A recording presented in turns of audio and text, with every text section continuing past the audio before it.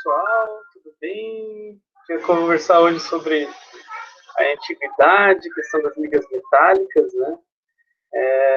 Por que você escolheu esse tema, professor? Eu escolhi esse tema por causa dessa questão aqui. Eu vou compartilhar com vocês a minha tela, né? E aí a gente vai ver um objeto aqui bem... Deixa eu achar aqui. Vem aqui, objeto predileto. Não era esse. Deixa eu achar aqui. Não, também não é esse aqui. Não, também não é esse metal alienígena. Nossa, metal alienígena utilizado. Mas não é esse. Agora, só porque eu falei que ia começar, já comecei errando a página. Vamos ver se eu primeiro mesmo.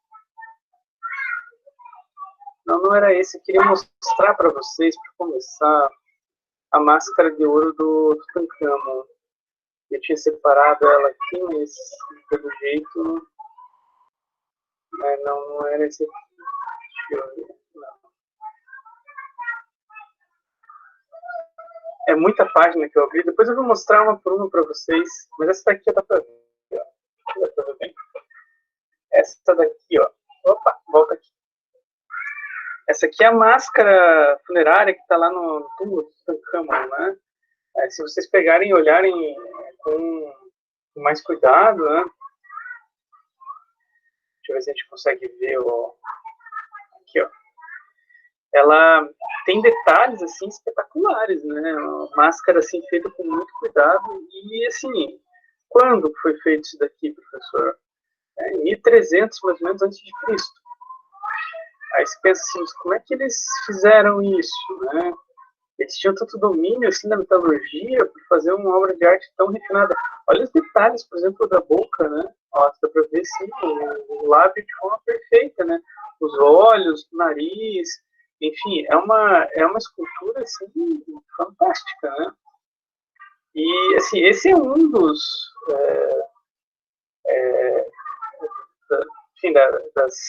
dos objetos, mas assim, só para mostrar outros, depois a gente vai voltar naquele artigo ali que eu achei bem interessante também, ó. Esse aqui é uma espécie de bracelete, né? Aqui tem um outro pingente. Percebam que esse pingente ele não é um ouro muito parecido com... Ele é mais fosco, né? Ele é um pouquinho diferente, mas é ouro também. Esse daqui também olha, é um anel egípcio, né? Mas era um ouro acastanhado, né? Bem, isso tudo era feito com mistura de metais, né? Então, na verdade, são ligas metálicas, né? Não é ouro puro isso daqui. Então, eles tinham, na verdade, assim, uma capacidade gigantesca de produção de objetos, né? Aqui, sandália, por exemplo, toda adornada, é ouro na sola dela, se vocês olharem, assim, mas professor, da onde isso? Da onde que encontraram esses materiais? Bem, aí por isso que é importante a gente ter uma noção mais ampla, né, de história antiga, para a gente poder ir nas questões mais pontuais, né? Assim, todo esse material que eu estou mostrando para vocês, ele foi encontrado na tumba do Tutankhamon. São mais de 1000 objetos, enfim, é algo assim, um número de objetos gigantesco, era uma câmara, enfim, mortuária com todos os tesouros do faraó. E quando que encontraram isso? Foi em 1922. Então ele ficou literalmente selado e assim dizem que provavelmente foi violado só no período do Egito Antigo, mesmo depois foi fechado novamente. Mas nós estamos falando isso daí de 1300 a.C. até 2000, aliás, 1922, ou seja, 2.200, 2.300 anos, não, 3.200, 3.300 anos, mais ou menos, e bloqueado, né? E todas as outras túmulos, enfim, todas as outras câmaras funerárias, elas foram violadas e foram literalmente retirados os tesouros em períodos muito distantes, né? Na antiguidade, provavelmente deve ter acontecido já isso, se não períodos posteriores da Idade Média, enfim. Só para vocês terem uma ideia, ontem eu estava vendo um vídeo que eu achei bem interessante, falando que mais da metade dos obeliscos do Egito Antigo, você sabe o que é um obelisco? Deixa eu mostrar para vocês um obelisco.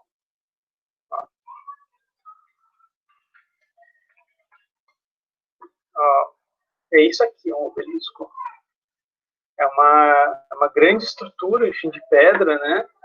Que era Egito. Mas, professor, isso aqui não está no Egito. Realmente, não está, né? Essa daqui está no templo, no templo, né? Pois bem, metade dos obeliscos que foram produzidos no Antigo Egito estão na Europa hoje. Alguns estão em Roma, outros estão na França. Como assim? Bem, os imperadores romanos, eles fizeram isso. Eles pegaram vários desses obeliscos e levaram do Egito para Roma e colocaram lá. E estão nas praças, né, de Roma, né? Tem alguns muito famosos, inclusive. Mas, assim, tem na França, tem em vários outros locais, né? Então, eles levaram, basicamente, do Egito para a Europa, né? Isso aconteceu com, basicamente, todos os tesouros antigos. Alguns foram destruídos, outros foram mantidos, enfim, né? Mas a maior parte dos tesouros antigos foram destruídos. Então a gente não tem muito material arqueológico assim original, a não ser essas descobertas que a gente fez no século XX, né? Só um pouquinho, peraí.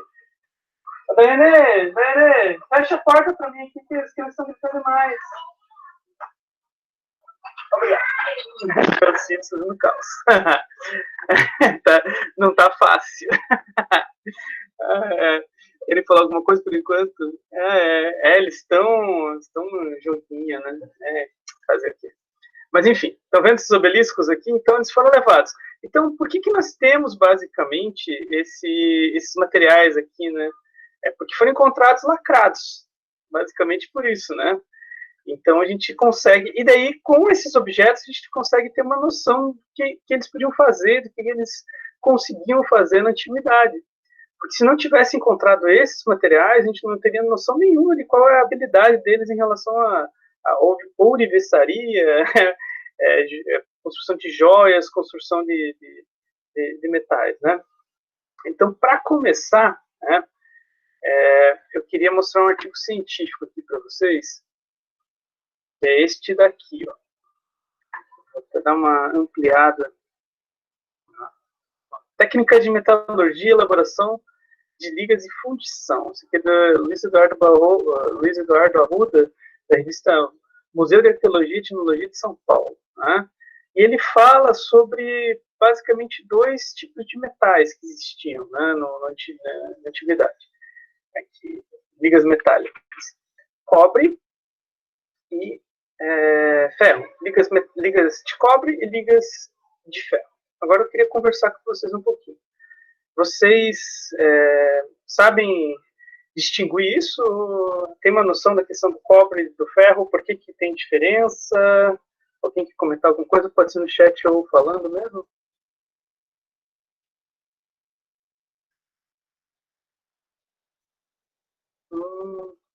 Não sabe? Nunca ouviu falar? Vocês sabem que os metais eles têm pontos de fusão diferentes, né? De derretimento, né?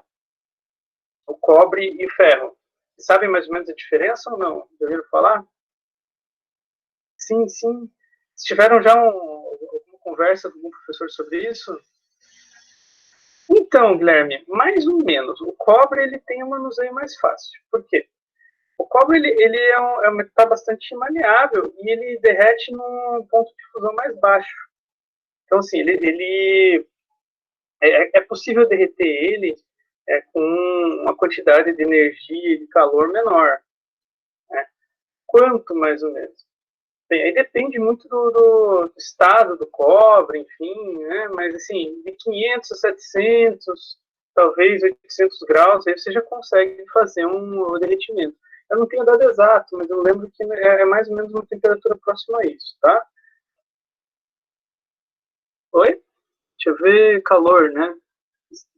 Não, é derretimento do cobre.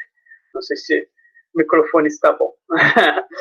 Então, assim, o cobre ele derrete numa temperatura mais baixa. Para você chegar a 500 graus, ou acima disso até 800, no máximo 1000 ali, você consegue usando uma técnica, né? Como que você faz para uma fogueira ficar mais forte, né? Para chegar numa temperatura mais alta?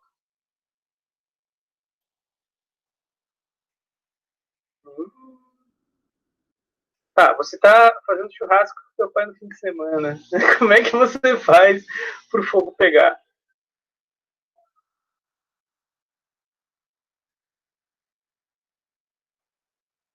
Coloca álcool, joga álcool. Boa ideia, boa ideia. Álcool é bom. Mas álcool é volátil, queimou, foi embora. Você vai ter que ter litros e litros e litros e litros de álcool para manter a fogueira sempre aquecendo, né? Como que você faz? Madeira é importante, é um combustível significativo. Você vai ter que ter carvão. Inclusive, para fundir esses metais, para derreter eles no passado, precisava de muita madeira, né? Esse era um problema, né? Carvão, tá, inclusive o carvão mineral, né? O coque que eles falam, né? Ele veio depois, né? Ele, no século XIX, se adicionou mais esse tipo de carvão. Isso, Rafael, vento. Quando você tá com o churrasco, você pega lá, ó, uma coisa, chacoalha, chacoalha para fazer vento, né? É isso, né? Então, mas assim, no passado eles pegavam um canudinho e assopravam, né? Como assim, professor? Olha que interessante, vou mostrar para vocês esse artigo científico aqui, ó, alguns hieroglifos, ó, hieroglifos egípcios. Estão vendo esse afresco aqui, ó, da mastaba de Vizir? Mostra eles com um cadinho, que é o lugar onde se derrete o metal, e 6 pessoas, né, 6 fundidores assoprando para o fogo ficar mais forte. Né? Só para vocês terem uma ideia, esse afresco aqui, ele é de 2400 a 2260 a.C., é da sexta dinastia. Então eles sopravam o fogo para ficar mais intenso, para derreter o cobre. Sim, eles derretiam o cobre e conseguiam deixar o fogo mais intenso. E assim eles conseguiam produzir objetos de metal. Né? Que tipo de objeto de metal que eles faziam, né, professor? Mas antes disso, deixa eu comentar um outro ponto. Essa técnica é do Egito Antigo, professor? Só no Egito Antigo eles faziam isso? Não. Nós temos um período anterior a esse período da Suméria e do Egito, que se chama período dos metais, Idade dos Metais. Não é muito difícil de vocês encontrarem informação, tem até na Wikipedia, eu vou até mostrar para vocês aqui. Ó. Idade dos Metais. Se vocês procurarem lá, eles vão explicar para vocês que a primeira idade foi a idade do cobre. Por quê? Porque é um período em que eles vão basicamente trabalhar 3 metais que são maleáveis, fáceis, com ponto de fusão mais baixo. O cobre, a prata e o ouro. Esses 3 metais, eles conseguem, eles derretem numa temperatura um pouco mais baixa, 800 graus, um pouco mais, um pouco menos, por aí, que era possível se produzir com esses fornos e assopro. Sopra ali e você consegue chegar nessa temperatura. Então, assim, eles conseguiam derreter ouro, derreter prata e derreter cobre e colocar em moldes ou realmente, depois de transformar numa lâmina ou em outras coisas, ir moldando. Né? Uma forma de você moldar o cobre, por exemplo, é você pegar, fazer uma folha e depois ir batendo com o martelo. Né? Aquela ideia do ferreiro, né? Vai batendo lá a folhinha com o martelo e dando a forma. Então, se você quiser, por exemplo, fazer uma panela de cobre, você derrete cobre, faz enfim, uma lâmina do cobre, e depois vai batendo, batendo, batendo, batendo até construir a tua panela, né? Porque ele tem essa maleabilidade, o cobre. Né? Então, no passado, né, nesse período de idade dos metais, esses 3 metais eram os metais principais, né? O cobre, que a partir de 6.000 a.C., mais ou menos, estamos falando de 8.000 anos atrás, já começaram a produzir materiais com objetos de cobre, né? O ouro e a prata, que eram mais raros, mais bonitos, né, mais admirados, mas também super fáceis de manusear. Então, esses materiais, inclusive, eles começaram a ser a base do comércio, por eles terem uma certa raridade e por eles serem não tão simples, digamos assim, de encontrar e ter um trabalho em cima deles, enfim, se começou a fazer negócios levando basicamente comida e outras coisas, né? Madeira, comida e uma série de outros produtos pelo comércio marítimo. Foi o início do comércio internacional, né? Um povo que fez isso com uma capacidade muito significativa foram os fenícios, né? Os fenícios, eles tinham um produto que era muito raro também, que é tinta para tecido, né? Uma tinta púrpura, que era algo assim muito, muito precioso, muito caro, muito difícil de ser feito na época, e que tingia as roupas e era a cor dos deuses, né? Então, a tintura púrpura é muito famosa lá dos fenícios, né? Que é aquele grupo que a gente falou, foi o último grupo que eu expliquei nesse período aqui, a gente está conversando dessa segunda fase aqui do ciclo de aulas. Aliás, deixa eu comentar com vocês, né? Apesar de toda essa confusão de eu ter entrado no ciclo anterior, porque o curso de Química ele fez um pouquinho diferente a divisão, a gente vai tentar dando uma compensada aí depois nos próximos ciclos para vocês chegarem mais ou menos no mesmo tempo ali das outras turmas, tá? Então, assim, ó, tem vários hieroglifos falando sobre a questão da fundição do cobre, como que eles faziam. Aqui mostra eles derretendo, colocando em moldes, né? E, enfim, fazendo a fundição, isso aqui dos egípcios, né? Mas no período bem anterior, ali, 6.000 a.C., já tem alguns objetos. Existem, inclusive, materiais arqueológicos de metais mais antigos do que isso. Chegam lá a 8 ou 10 mil antes de Cristo, tá? Mas, assim, normal, comum, uma técnica já mais ou menos simples, 6.000 antes de Cristo já existia basicamente em todo o Oriente Médio a produção de metais, tá? E as ligas metálicas ajudavam a fazer objetos específicos, né? Então, isso começou a ser desenvolvido, basicamente, no que eles chamam de período da Era do Bronze. O que é o bronze? Ninguém sabe?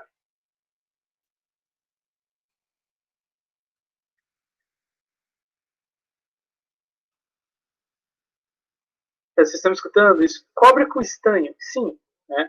Mas não é só isso, viu? Na antiguidade existia mistura do cobre com outros elementos. O estanho é o principal, né? Cobre com estanho dá o bronze clássico, né? Que é o bronze. Porque assim essa liga ajudava basicamente a questão ali do objeto. Né? Bem, quando você coloca estanho no cobre, ele tira as bolhas de ar, enfim, ele transforma a liga numa liga mais dura, resistente e, e, de alguma forma, não perde características de maleabilidade, etc. Então, normalmente se faz objetos com algo em torno de 80% de cobre e 20% de estanho. Né? E aí você fazia o bronze. Né? O bronze ele começou a ser utilizado para armas, para facas, para outros tipos de objetos que tinham esse tipo de característica. Mas, assim, você poderia também misturar cobre com outras substâncias, né? Então, algumas substâncias tinham algumas características, outras tinham assim, alguns formavam uma característica, outros formavam outra, né? Por exemplo, o cobre não podia ser misturado com bismuto, porque se ele fosse misturado com bismuto, ele poderia gerar ali uma substância que ficaria um metal que fosse mais quebradiço, né? Então, assim, se você tivesse intenção de fazer um metal quebradiço, se misturava com bismuto. Com chumbo tinha outro tipo de característica também. Tem um que é muito famoso, que é este daqui, ó. Deixa eu mostrar para vocês. Ó. O latão. É uma liga metálica de cobre e zinco. Né? Tá, professor? Né? Bem, se você mistura o cobre com outras substâncias, mais zinco, menos zinco, coloca um pouco de estanho, coloca eles colocam várias possibilidades, né? O príncipe Rupert, enfim, latão do príncipe, latão alfa-beta, latão aluminado. Bem, eles usavam essas misturas para fazer um latão brilhante, que eles servia para fazer espelho. Eles encontraram assim já vários desses tipos de objetos, era muito popular. Então, cobre com zinco criava uma substância que, se polida, você conseguia assim um reflexo muito significativo. Então, eles faziam basicamente espelhos de latão, né? Misturando com outras substâncias ali, tem um tipo de latão que eles chamam de latão marítimo. Quer ver? Deixa eu ver se eu acho para vocês qual que é. Esse aqui, ó, latão aluminado, contém alumínio, que ele é resistente à corrosão, né? Esse daqui também na antiguidade se tinha noção. Então, olha, eles falam, também ficou conhecido como ouro nórdico, né? Então, é uma espécie de produto que servia para embarcação marinha. Então, eles conseguiram misturar assim, uma quantidade gigantesca aí de produtos. E essa segunda era deles aí, a idade do bronze, começou a... Então, qual que é a característica? Nós temos o cobre, que é o metal mais simples, mais fácil, o ouro é prata, né? Então, esses três metais ali sendo utilizados. E depois disso, com a melhoria das técnicas de produção de metais, de metalurgia como um todo, aí se começou a produzir objetos bastante elaborados. Aqui, por exemplo, mostra uma pepita de cobre e depois mostra lá uma adaga de cobre. Olha como já está bem elaboradinha, né? E aqui mais lingote de cobre também na região, né? E aqui já mostra, por exemplo, uma cabeça de touro, de cobre. Aqui mostra, por exemplo, uma estatueta de bronze, de ouro, enfim, né? Um copo de prata. Então, existia talheres, essas coisas, tudo já de metal, professor. Sim, há muito tempo. 3.000 a.C. você já tem isso. Na Mesopotâmia, já tem isso no Egito, já está realizado. As pessoas já tinham um domínio muito claro de metalurgia. A questão é que, nesse período do bronze, o desenvolvimento está tão interessante que eles já começam a misturar e fazer metais com finalidades específicas, né? Então, isso já mostra um domínio muito grande da questão das ligas metálicas, né? Bem, e depois, professor, bem, aí apareceu este senhorzinho aqui, ó, o ferro. Bem, se o cobre, o bronze, a gente pode falar que o bronze ele se estabeleceu de uma forma mais concreta, aí, mais ou menos 3.300 a.C., já se tinha início de objetos de bronze. Foi mais ou menos em 1.300 a.C. que começaram a fazer objetos de ferro. Por quê? Só nesse período, e mesmo assim é bem difícil fazer objetos de ferro, né? É difícil de encontrar, né? O ferro que é a base do aço, vocês acho que já devem ter ouvido falar também, né? Por quê? Por que vocês acham que é mais difícil fazer o ferro? Ou vocês, não sei se já ouviram falar sobre isso. Alguém pode escrever no chat. Ponto de fusão, exatamente. Qual que é o ponto de derretimento ali do ferro?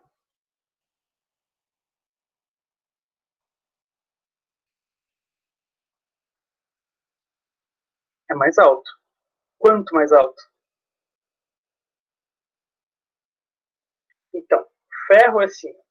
Hoje em dia, a maior parte do ferro é, eu acho que o segundo, não, terceiro ou quarto elemento mais comum na superfície. Assim. Ele não é um elemento muito raro, né? Não é que nem ouro, prata, que é um elemento mais difícil de encontrar, tá?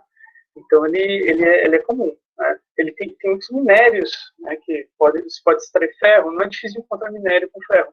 O problema é você extrair esse ferro desse minério. Né? Você só consegue derreter mesmo o ferro em temperaturas acima de 1.300 graus. Né? Como é que você faz uma fogueira chegar a 1.000 e... Isso, acima de 1.500. Mas 1.500 é normal, assim, mas acima de 1.300 para derreter. Dependendo da condição, é porque, assim, por que pode variar essa temperatura, ela não é exata. Depende da constituição do minério de ferro que você pega, né? Eu vi, por exemplo, que existia ferro derretido na China, lá no 1.200, 1.300 a.C. mas eles dizem que isso aconteceu porque esse ferro que eles tinham lá, ele tinha chumbo, e baixava o ponto de derretimento de fusão, né? Então, é por isso que mudava. Então cara, para chegar numa temperatura dessa, é muito difícil, muito difícil. E para vocês terem uma ideia, então o que eles faziam? Eles conseguiam fazer fornalhas que chegavam perto de 1100 a 1200. Isso não derrete o ferro, deixa o ferro apenas no estado que eles chamam de estado amolecido. E aí vem aquela técnica da Idade Média que vocês já devem ter visto, né? Eles pegavam, assim, agora a minha representação é mais bizarra. Eles colocavam lá na fogueirinha, esquentavam, né? Vinha aquela lâmina de ferro vermelhinha, mole, e pegavam o martelo e ó, penque. Já viram isso, né? Esse é o formato de trabalho com ferro até 1900, mais ou menos, né? Até o século XVIII. Antes da Revolução Industrial era assim que se trabalhava com ferro, porque não se chegava a temperaturas mais altas do que isso, mesmo em fornos assim, muito elaborados. A gente só criou tecnologia para aumentar essa temperatura depois.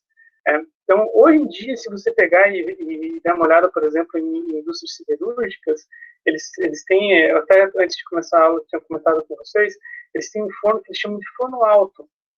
Então, o que eles fazem? Eles transformam o carvão em um gás, né, que consegue, com a combustão, chegar a temperaturas assim, muito grandes. Então, eles literalmente jogam o minério de ferro de uma comporta, assim, né, para que ele desça, ele caia, e jogam o gás inflamado de baixo para cima. Então, literalmente, fazem a queima do... Nossa, minha explicação com as mãos é muito louca, né? Enfim, é um gás que consegue, com a sua combustão, chegar a 1200, 1300 graus, né? É como aquele coque, que é basicamente o carvão mineral, né? Então, na hora que eles fazem essa queima em alta temperatura, né, nesses fornos aí com 1300, 1400 graus, 1500, o ferro ele derrete. E aí eles conseguem fazer a separação do ferro, que eles chamam de ferro gusa, que é o ferro base, assim, né, das demais substâncias, né? Mas isso com tecnologia atual. Na antiguidade não existia isso, então eles não tinham como separar o ferro de outras. E aí que vem isso daqui, ó, que eu estava mostrando no início. Metal usado durante a Idade do Bronze pode ter origem alienígena. Como assim? Tem uma adaga que foi encontrada, que essa adaga aqui, ó, ela foi encontrada basicamente no túmulo de Tutankhamon. A mãozinha dela, aqui, a empunhadura ali é feita de ouro, mas a lâmina é feita de ferro, né? E aí você fala, mas eles não conseguiam derreter ferro e nem forjar ferro na antiguidade, né? Nesse período do Tutankhamon, eles não tinham tecnologia, como que eles fizeram isso? Então, foi mais ou menos esse período de 1300, 1400, que eles descobriram esse metal que era mais forte. Só que eles descobriram ele apenas isolado na natureza, principalmente em rochas de meteorito. Então, nós temos objetos de ferro na antiguidade apenas de meteoritos. Eles pegavam, limavam, enfim, trabalhavam ali para ficar afiado. Então, objetos de ferro com esse tipo de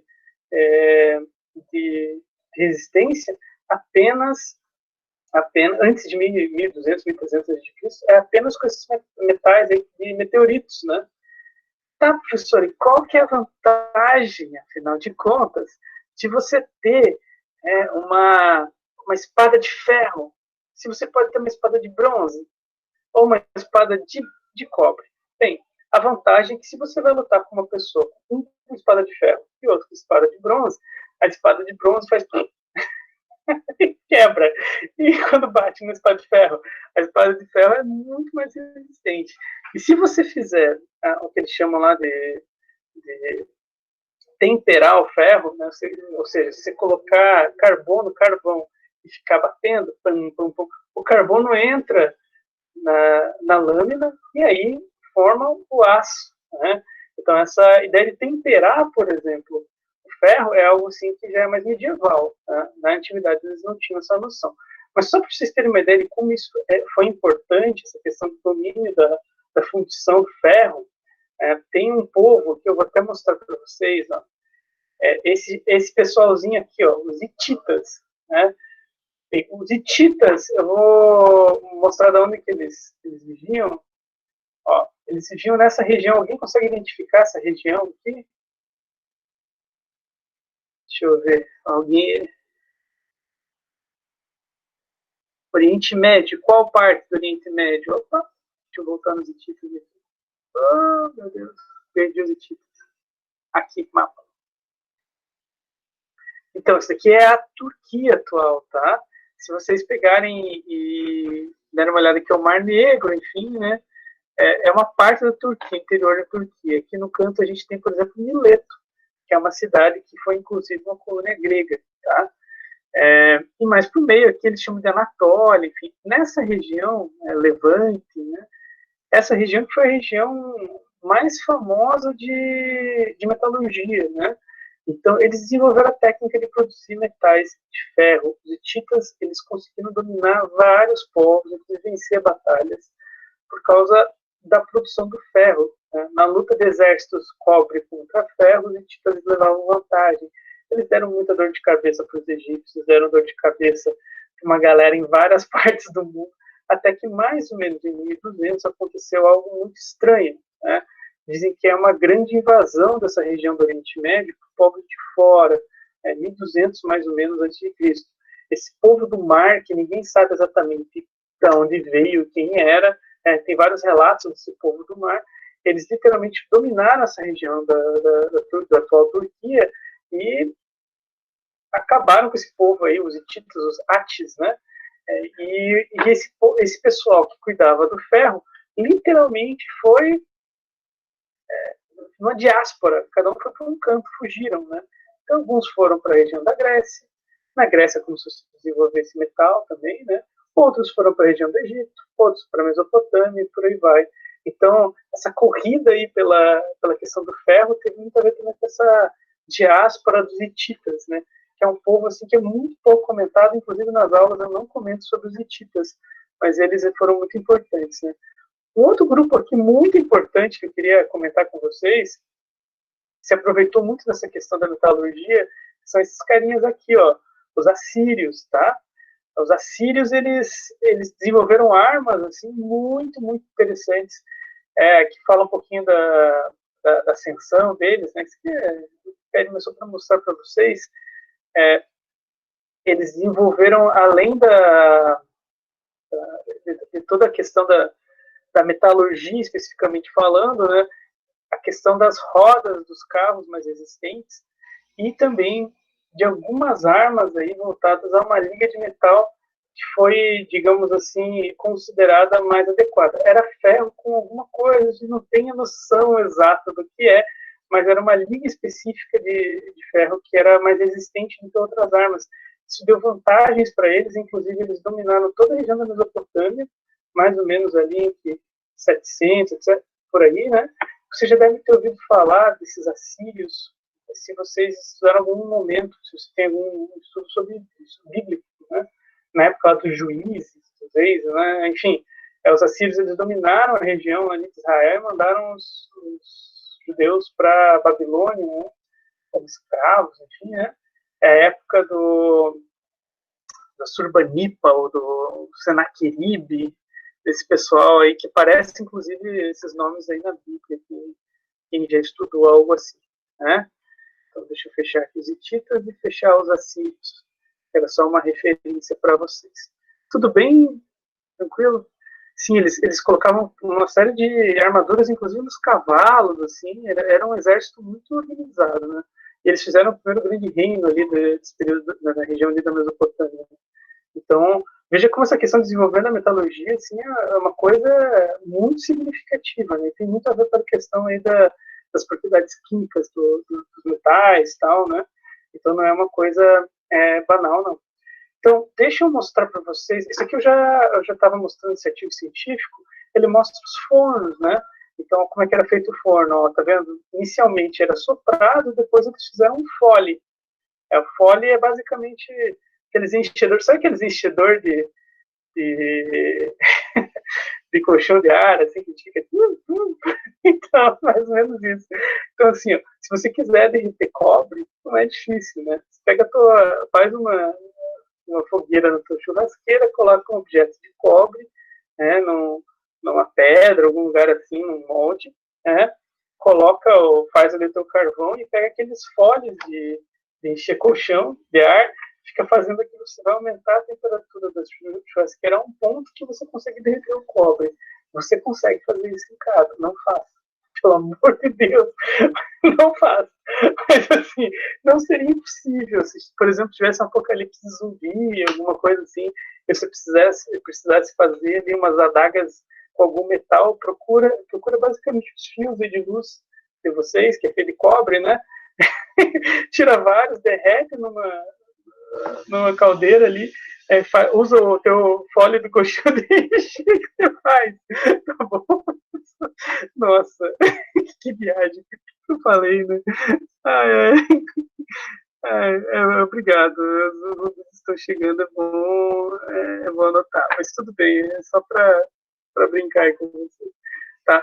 Mas, enfim, e aqui outros hieroglifos ali mostrando para vocês ali como é que eles faziam. Aqui, de novo, eles estão soprando, né? E aqui um cadinho com fole e uma espécie de bastão, né? Por que um bastão? O que eles faziam, professor, com esse bastão aí, né? Eles moldavam basicamente o objeto, né? Então, eles podiam fazer bolas, né? E aí, assim, tem uma análise aqui dos objetos que eu achei bem legal, só para vocês terem uma ideia, né? Os objetos que eles encontraram lá no Egito, qual o percentual dos materiais, né? Enfim, fazendo análise de espectrômetro e tal, né? Bem, ó, machados, 97% cobre. Esse bracelete eles não identificaram a substância, olha que interessante. Essa ferramenta 98% cobre, 99% cobre, 99% cobre uma faca, um cinzel 93%, uma picareta 100% de cobre. Gente, para chegar nisso daqui não é fácil não, viu? Um objeto com 100% de cobre, sem nenhuma impureza, é algo assim espetacular assim da antiguidade, né? Aqui dos egípcios, né? Aí tem outros objetos e alguns eles vão misturando de propósito, né? E esses que aparecem não especificados, aqui pode ser outra substância que eles não conseguem identificar mesmo, né? Pode ter um óxido, até mesmo ouro prata, pode ser, porque eles não chegaram a analisar isso, né?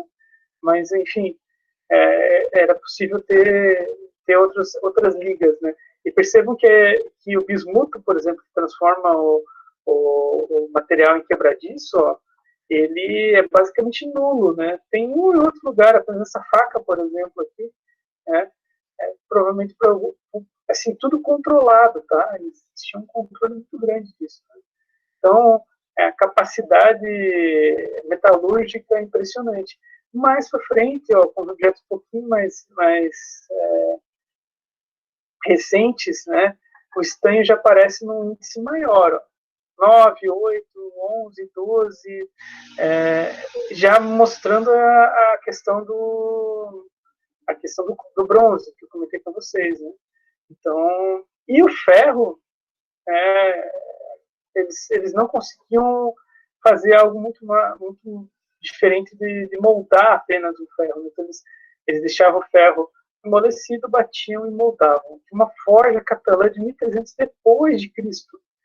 Perceba que até 1300 depois de Cristo, ou seja, a gente estava falando de 1300 antes de Cristo, estamos falando de 1300 depois. Então, 2600 anos, o forno lá na Catalão é exatamente igual ao forno egípcio. Então, essa técnica, basicamente, que os egípcios desenvolveram é a mesma que durou algo em torno de 3.000 anos. Tá? Então, a antiguidade. E esse aqui é o alto forno, que eu falei para vocês, que é do século XIX, XVIII, né? Que é um pouquinho anterior, né? Esse daqui que consegue refundir realmente o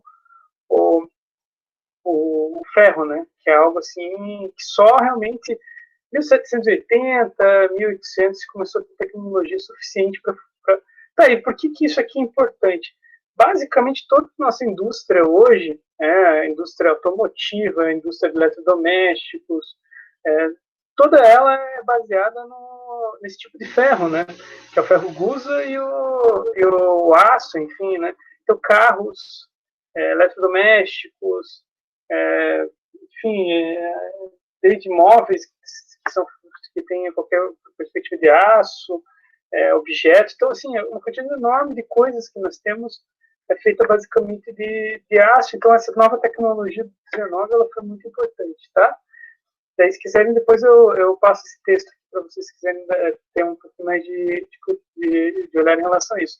E daí, para a gente fechar isso daqui, eu queria mostrar para vocês alguns objetos então, esse daqui já falei, né, do porquê que eles falam que é do espaço. E aqui também, ó, contas de metal, ó, ferro, no espaço. Diga-se de passagem, na antiguidade, e aí eu vou pôr aspas aqui, na antiguidade, objetos de ferro, assim, antes de 1300, antes da capacidade de fundir o ferro, de moldar o ferro, objetos de ferro podiam ser 40 vezes mais valiosos do que objetos de ouro. Sim, ferro era mais precioso do que ouro. Por quê? Porque servia como uma arma muito mais importante, muito mais significativa. Então, ouro e prata não eram tão importantes em termos de valor quanto isso não quer dizer que eles não usavam, né, esses metais aí para uma série de funções, mas que o ferro ele era muito mais raro e por isso mais importante. Por isso que nessa joia, por exemplo, aqui, pedaços de ferro ali são considerados especialmente importantes, tá? Deixa eu mostrar para vocês, então, aqueles objetos do Egito. Quer ver? Ó? Então, vamos lá. Primeiro, como que eles produziram isso daqui? Como que eles produziram essa máscara funerária aí do Tutankhamon? Provavelmente foi feito um molde. Né? Então, eles fizeram basicamente uma estátua, enfim, né? Baseado, o que eles fizeram? Quando morreu o Tutankhamon, eles pegaram, ou antes, provavelmente, do jeito que ele morrer, né? Eles pegaram, tiraram pode ser com gesso, enfim, geralmente eles faziam isso, né? Tiravam com gesso. Tiravam com gesso o rosto, né? Faziam um molde, né? E esse molde eles pegavam e faziam com outro tipo de material. Podia ser de argila, de pedra, enfim, de alguma outra, fazendo basicamente um negativo, digamos assim, desse rosto. Depois disso, foi feita a estátua, enfim, organizada ali o rosto e tal, eles despejavam o ouro, depois eles pegavam e faziam todo esse trabalho de polimento, de acabamento, enfim, lixar. Como o ouro é muito maleável, é possível fazer esse tipo de estátua aí com uma perfeição. Né? Então, não foram alienígenas que fizeram isso, foram seres humanos que já tinham um domínio de metalurgia muito avançado na antiguidade. E só para vocês terem uma ideia, isso aqui não é uma das coisas mais difíceis que eles faziam, tá? Deixa eu mostrar algumas outras coisas que eles faziam com os outros objetos. Esse objeto aqui, né, ele tem uma forma de cobra, né, olha que interessante, e ele ficava na frente da coroa dos faraós, né? Professor, ele é ouro, tá, mas ele é um ouro meio mais palidinho, né? Porque não é ouro, é uma liga de prata e ouro, chamado electro. Esse electro, deixa eu ver se eu mostro para vocês aqui, ó, electro, né? Ele é chamado de ouro verde. Né? É um ouro bastante refletido, né? Tem muita reflexão. Como que ele é feito? 60% ouro, 40% prata. E eles faziam, basicamente, enfim, objetos com essa liga metálica, especialmente para refletir o sol e para representar os deuses. Né? Em cima desses, deixa eu mostrar para vocês, em cima dos obeliscos aqui, ó, tá vendo a pontinha dos obeliscos? Ó, vou mostrar esse obelisco. Ó, obelisco de Luxor. Tá vendo que lá em cima tem uma ponta? Ela tá com outra cor, né? No período do Egito Antigo, todo esse espaço aqui com uma outra cor seria basicamente feito de elétron. O que eles acreditavam? Que quando o Sol batia ali, e o Sol refletia toda a sua energia, sua força, essa energia era canalizada pelo obelisco e, digamos assim, enchia o templo de energia para aquele deus. Então, se você quisesse, por exemplo, cultuar o deus Ra, ou Horus, ou a Sekhmet, ou, enfim, dependendo aí do deus que você queria enfim, honrar, você colocava esses obeliscos literalmente eram locais de carregamento de energias para o templo. Isso daqui está em Luxor, né? Que é um dos templos mais bonitos que tem ali no Egito, assim, os mais lindos, né?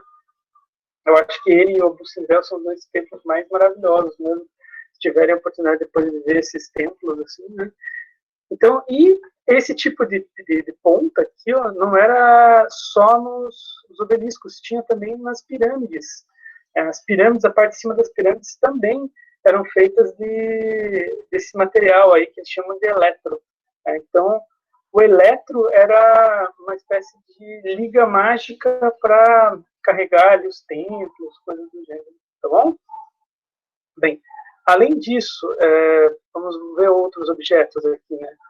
Esse aqui é um objeto que é uma liga, basicamente. É um anel, né? É uma liga de cobre com ouro. Portanto, o ouro ele fica com essa cor assim mais bronzeada, né? Uma cor um pouco mais vermelhada. E, enfim, uma quantidade significativa de cobre é uma liga natural de ouro e prata para obter uma tonalidade avermelhada. Eles usavam muito em joias esse tipo de mistura, né? Então era comum eles fazerem esse tipo de mistura, tá? Esse aqui é um bracelete, inclusive dizem que os braceletes que eles faziam, eles conseguiam fazer com textura de pele de animais. Então, assim, a capacidade de eles moldar, assim, esses objetos metálicos era impressionante, né? Era algo, assim, acima do normal, tipo, uma capacidade artística espetacular. Esse aqui é uma pulseira num túmulo lá, o último governante da segunda dinastia. Esse é um dos mais antigos, né? É um bracelete bem bonito também. Bem, aqui mais para baixo tem esse objeto que chama muita atenção. Professor, tem um monte de continha de ouro aqui, bolinha de ouro. Sim, mas não só isso, esse fio também é de ouro. Fio de ouro, professor? Fio de ouro. Como é que eles faziam fio de ouro? Eles pegavam e cortavam. Primeiro eles faziam chapas, lâminas, né? Faziam lâminas bem fininhas. Essas lâminas serviam para várias coisas. Vários objetos, várias estátuas, objetos e outras coisas, eles literalmente colocavam a lâmina de ouro e colavam com algum tipo de cola especial, assim.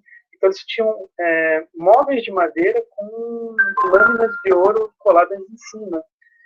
Mas quando eles queriam fios, eles pegavam e cortavam bem fininho e depois, para deixar redondo o fio, eles iam martelando. Então eles pegavam um fiozinho e ficavam martelando, martelando, martelando até fazer fios de ouro, que é uma coisa espetacular, né?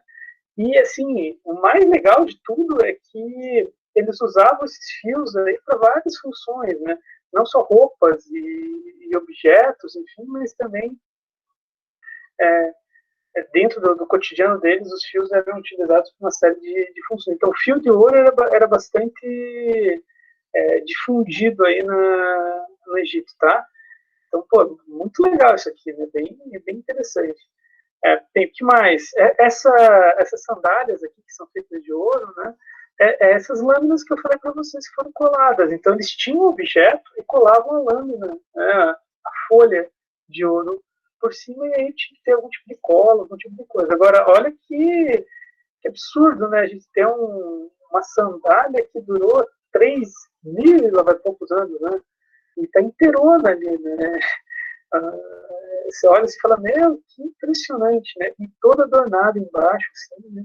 Essa aqui é do Tutmés III, da dinastia lá do 15 a.C., tá?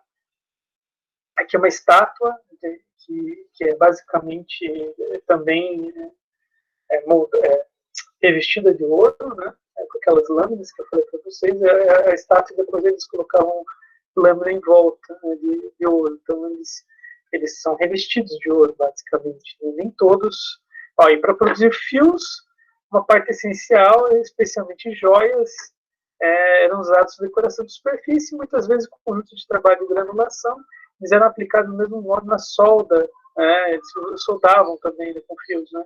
Os fios podiam ser torcidos, trançados ou tecidos para fazer correntes e depois usados estruturalmente para unir componentes individuais. Os fios em si eram feitos de tiras ou hastes de metal bem retorcidas ou hastes de seção quadrada que eram marteladas para atingir a redondeza.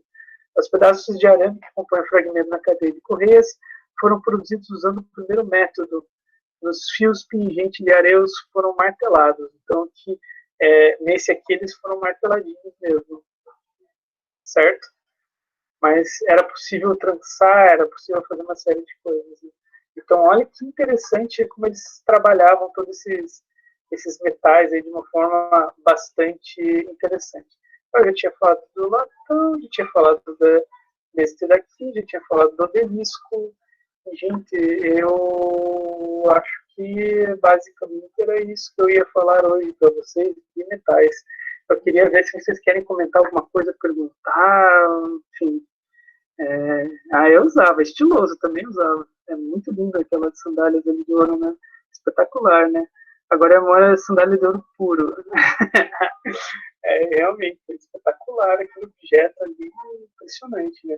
Agora, o mais legal, se vocês forem pensar, ele só existe, a gente só sabe que eles usavam esse tipo de coisa, né? Estamos falando do faraó, né? Obviamente, a população em geral não tinha contato com isso, né? Era apenas para os governantes, e olha lá, né? Mas, assim, o mais legal é que a gente só conhece isso porque foi encontrado em 1922 o túmulo do Tutancâmon totalmente vedado. Eu não sei se vocês sabem a história, mais ou menos. Deixa eu ver. Porque gente rica não anda muito. Talvez por isso que tem ficado durado tanto, né? Era meio fininha, né? Realmente, fininha, né? Eles usavam no dia a dia essas sandálias? Não sei, talvez não. Talvez fossem apenas sandálias rituais, né? A gente não tem certeza. Pode ser sandálias que eles fizeram especificamente para serem enterrados. Talvez não seja uma coisa do dia a dia. Andar no palácio está ótimo, por aí mesmo. Mas, assim, em relação a essa descoberta, né, não sei se você já ouviu falar, mas, assim, aquelas 3 grandes pirâmides, né, eram os túmulos, basicamente, dos reis das primeiras dinastias, né, do Kelps, Khafre e Mitanninos, né. Pois bem, por que não pararam de fazer pirâmides, né, se a gente teve muitos reis depois daqueles, né, muitos faraós, né, depois daqueles. Bem, eles pararam de fazer aquelas pirâmides porque as pirâmides chamavam muita atenção. Em menos de 100, 200 anos, elas foram invadidas várias vezes, arrombadas e saqueadas, né? Então, para não ser saqueado, basicamente, uma pirâmide chama muita atenção, o pessoal entra lá e saqueia, né? Então, o que você faz? Você pensa em outras formas, né? Bem, uma forma mais antiga se chamava mastaba e outra se chama hipogeu. Deixa eu mostrar para vocês o que é um hipogeu. O hipogeu lá no Vale dos Reis. O que é isso, né? Bem, eles pegavam literalmente, escavavam na rocha, que é basicamente um templo, né? Me interessa esse daqui, ó. Essa imagem é legal. Ó, vai nos ajudar a entender um pouquinho. Bem, o que é o Vale dos Reis, né? Eles, principalmente no Tutancâmon, esse pessoal, né? Eles resolveram fazer seus túmulos não em pirâmides, mas sim dentro da rocha e com uma estrutura assim um pouco mais escondida. Para quê? Para que não houvesse violação. Então, nesse vale aqui, encontraram-se vários túmulos de diversos faraós, todos eles já violados, mesmo escondendo num vale, numa região distante, enfim, né? Mesmo assim, não foi possível esconder totalmente, né? Se eu não me engano, isso daqui era em Tebas, não é isso? Tebas, né? Não é próximo a Tebas. Isso. A Vale dos Reis era próximo a Tebas e Mênfis era o primeiro. Sim. Só para não besteira. Tá aqui o Vale do Rei, ó. As várias várias tumbas, né, que encontraram. Então, olha a quantidade de tumbas. Cada um desses númerozinhos aqui, ó, é uma tumba, tá? É um faraó que foi enterrado. Todos eles violados, exceto a do Tutankhamon. Por que não foi violada a do Tutankhamon? Porque não parecia que tinha uma tumba lá, né? Porque houve um deslizamento de pedras, ele literalmente fechou a entrada com as pedras, né?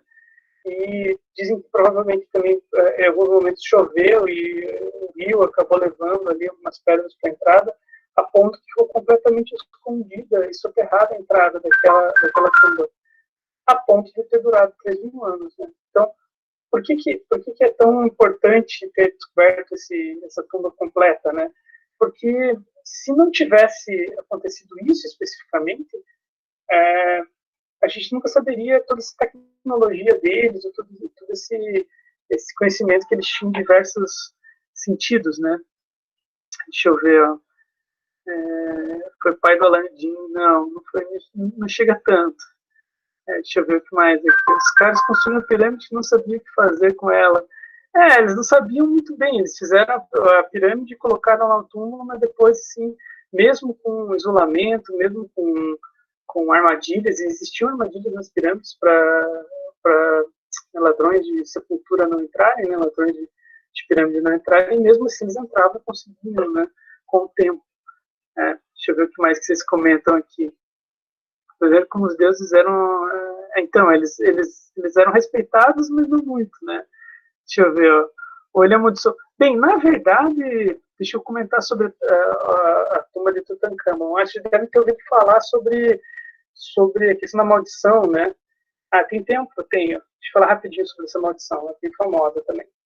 O que aconteceu? Em 1922 encontraram esse túmulo. Encontraram muitos objetos, tudo isso que eu mostrei para vocês, aquela estátua de ouro, enfim. Bem, 99,999 vezes que se abre um túmulo, uma câmara funerária egípcia, um local onde tem basicamente uma múmia, você não vai mais encontrar objetos de ouro, nem nada disso. Né? Isso que aparece em Hollywood não existe em 99,9% da vida dos arqueólogos. Tá? Eles entram lá, no máximo tem ali a múmia, alguma coisinha assim, ouro, objetos, artes, não tinha, né? Com exceção do Tutankhamon. Então, assim, foi uma coisa assim, espetacular. E quando eles chegaram e foram abrir a tumba, né, tinha uma inscrição em hieroglifo falando: não entre, quem entrar aqui será amaldiçoado e morrerá. Né? Mas, professor, mas por que eles escreviam isso? Para aterrorizar os ladrões da cultura. Para eles não entrarem lá, porque seriam amaldiçoados e morreriam. Dizem que dessa expedição que entrou ali que é do Carter, se eu não me engano, que é um arqueólogo americano, ele entrou, teve 8 ou 9 pessoas que entraram junto com ele que morreram. Como assim? É a maldição da múmia, então eles morreram porque foram amaldiçoados? Mais ou menos, gente, mais ou menos.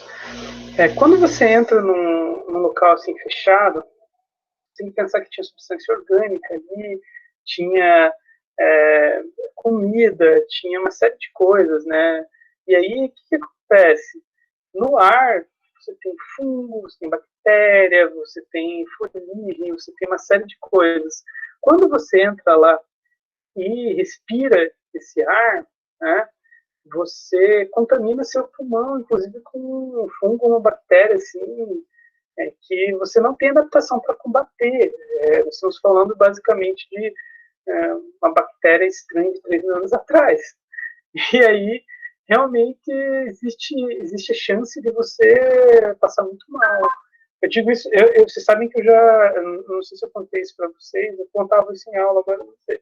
Mas quando eu trabalhava no Arquivo Público do Paraná, a gente ia em depósitos, né? E eu vou contar assim bem superficialmente, um dia conto de forma mais concreta para vocês. Mas, enfim, a gente recebia ligações no Arquivo Público do Paraná para visitar depósitos com documentos antigos. E uma vez eu lembro que a gente foi no Instituto de Terras, porque eles tinham um conjunto de fotolitos, geolitos, eu não conheci, enfim, fotos aéreas que foram tiradas na década de 50 e cadastravam e basicamente tinham a vista aérea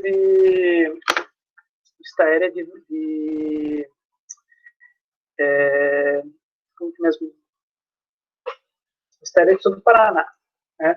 E daí a gente foi lá visitar, enfim, ver que tinha como estava esse material, e quando a gente chegou lá, um cheirinho de vinagre, né, bem forte, assim, né? Ela falou, olha, deixa aqui esses negativos, eu vou conversar com a pessoa que trabalha com conservação de documentos para saber se a gente pode levar para o arquivo, né? O arquivo público, se vocês não sabem, é uma instituição, enfim, é um prédio que guarda documentos antigos, basicamente, uma espécie de depósito de documentos antigos do Estado, né? Então, eu trabalhei uns 6 meses nessa instituição. E daí, quando, enfim, eu fui conversar com a conservadora para falar sobre essas fotos antigas, a primeira coisa que ela fez para mim, ela olhou para mim assim, com o rosto assim, muito preocupado e falou, estava tirando vinagre?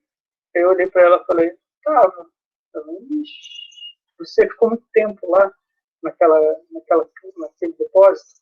Eu falei, uns 15, 20 minutos. Né? Ainda bem, se tivesse ficado mais, você podia morrer de contaminação. É acetato. Acetato no ar pode te contaminar, você pode morrer. Né? Inclusive, é altamente inflamável. Se alguém acendesse um fósforo ali, explodia tudo. Né? Diga uma coisa, você tá bem? Tá, não, tô tranquilo, tal, né?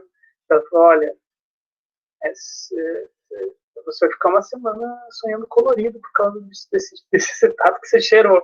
Eu falei, meu Deus do céu, que loucura! E aí, enfim, eu fiquei uma semana realmente meio sonhando colorido, assim, por causa do acetato. Era bem forte mesmo. E aquele material, aquelas fotos, enfim, só poderiam ser recuperadas por uma empresa especializada que retirasse o ar, enfim, que pudesse realmente limpar e higienizar. A gente em nenhum momento pegou essas fotos, né? Cara, muito louco isso. Muito louco mesmo. Desculpe a viagem, mas é gás, né? Gás, né? Ah, surficando doidão com acetato. Eu não sabia nem o que era. Entrei lá sem querer. Então, eu sofri isso porque, enfim, eu não sabia. Então, esses arqueólogos entraram naquela tumba do Tutankhamon e ficaram desse jeito. Alguns morreram, e dizem que mais de 8 morreram, os que entraram na tumba do Tutankhamon por terem aspirado esse gás que tinha lá, que estava guardado. Então, ao mesmo tempo é fantástico, ao mesmo tempo é extremamente perigoso, né? E o Vale dos Reis é um local distante, portanto, é literalmente lá um conjunto de montanhas longe de cidades que foi feita uma série de túmulos escondidos, enfim, para que ninguém tivesse acesso mesmo, tá? Querem perguntar? Podem usar aqui o chat, o microfone. Posso interromper aqui a apresentação da minha tela? Se quiserem agora falar aí mais, perguntar o que vocês acharam disso que a gente conversou, gostaram, foi viagem demais? Tudo bem, tranquilo, Guilherme.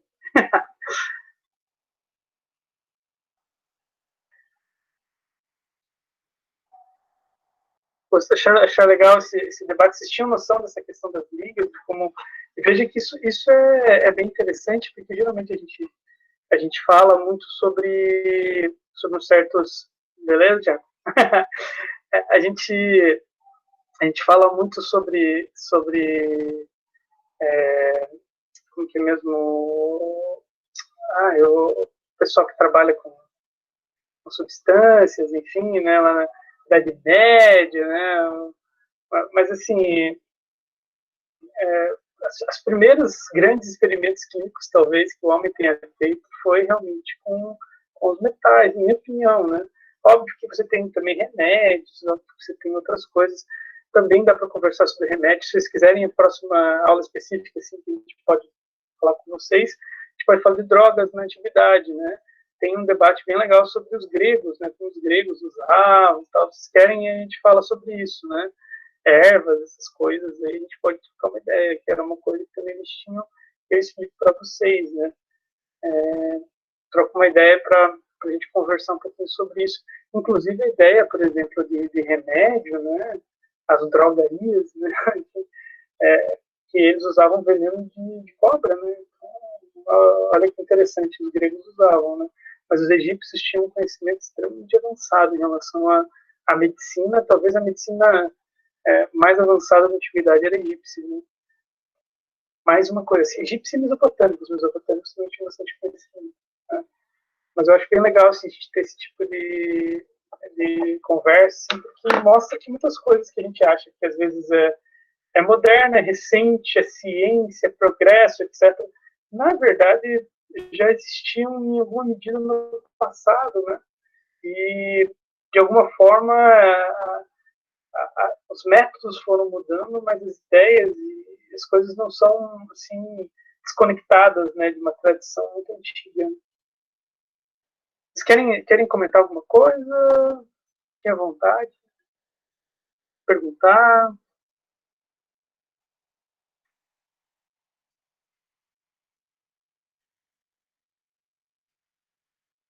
Então, esse negócio de aula com degustação já me perguntaram uma vez se era possível.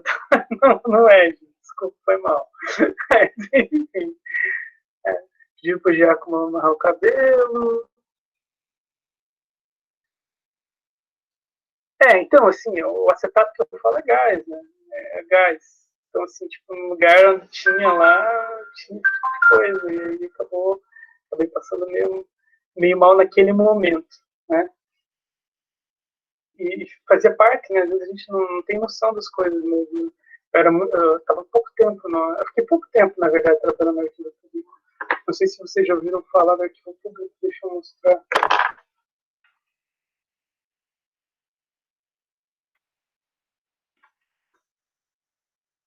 Mas esse lugar aqui, ó,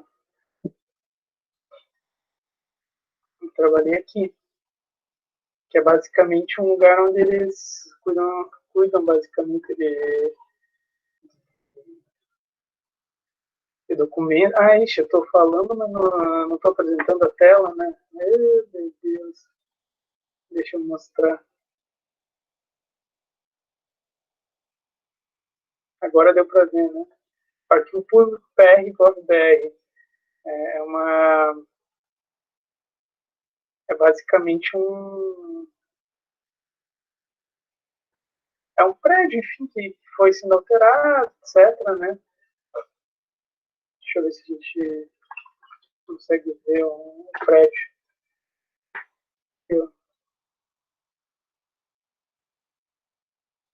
Esse prédio aqui, ó, né? Ele é uma espécie de depósito, enfim, aqui em cima tem um conjunto gigantesco de documentos antigos, enfim, né? Tem foto, tem processo, tem coisas, só que do Paraná, né? As feitas do Paraná. Então esse daqui eu já trabalhei nesse espaço aí. Minha pesquisa, inclusive, de doutorado é em cima de documentos que estão ali, né? São processos judiciais de 1600, 1700, 1800, é bem legal, né? Só para explicar para vocês, trabalhei bastante em Curitiba. Né? Quando eu morava lá, fazia doutorado, inclusive lá na região, e fazia pesquisa em cima desses processos. Gente, eu acho que é isso. Não sei, vocês querem conversar mais alguma coisa? Querem falar um pouquinho das identidades remotas? Estão entendendo mais ou menos o que tem que fazer? Vocês têm que fazer o primeiro ciclo ainda, né? Que é aquele das perguntinhas, né? Assim, é relativamente simples. Vocês vão pegar e vão responder num arquivo, doc, Word, sei lá, enfim, e daí entregar naquele formulário Google, tá?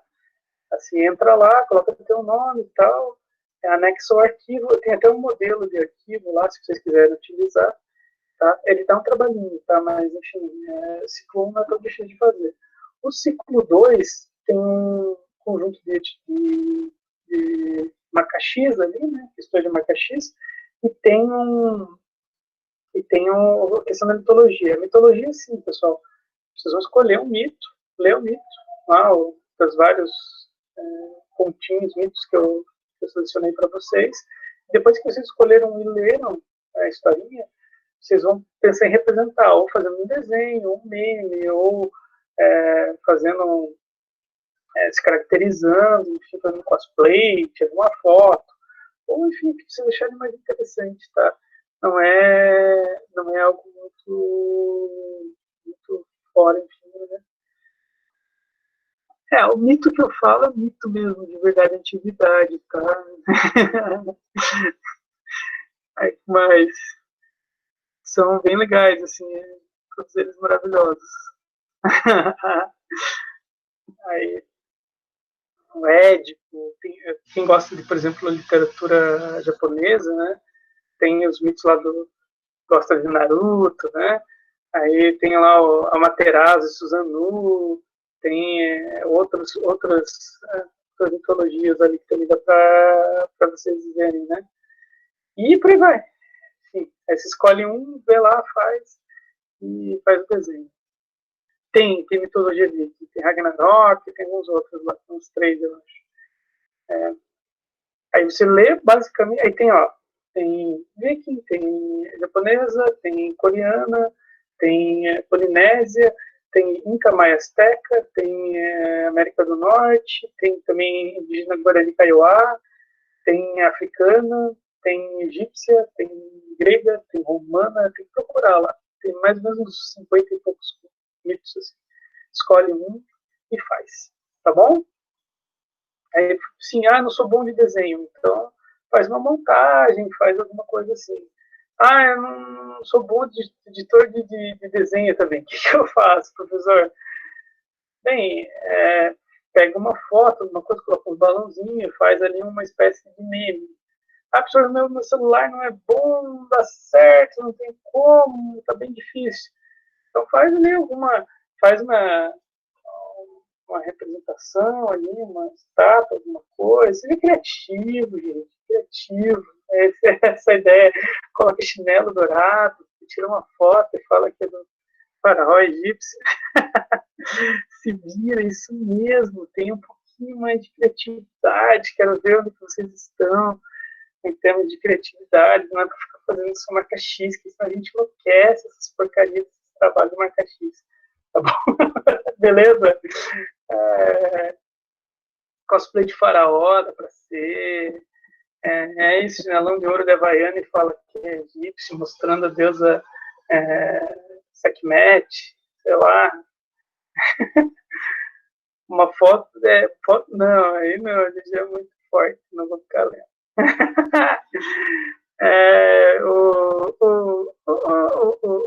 Certo? Tudo bem? Então, falou para vocês, a gente acha que é isso. Querem mais alguma coisa? Querem perguntar? Tchau para nós, então. Tchau. Gostaram, então, da aula? Foi diferente, pelo menos? Eu disse, esse tipo de aula é mais assim para trazer alguma coisa assim que seja dialogal e, enfim, quem sabe no futuro a gente pode aperfeiçoar e melhorar, inclusive, ela. Tá bom? Falou, e depois eu faço um vídeo mesmo específico e põe na internet aí com um debate mais específico sobre o sistema. Falou, gente, então, até mais aí. Vou desligando aqui. Depois a gente vai desligando a câmera. Um abraço para vocês. Tchau. Valeu, gente.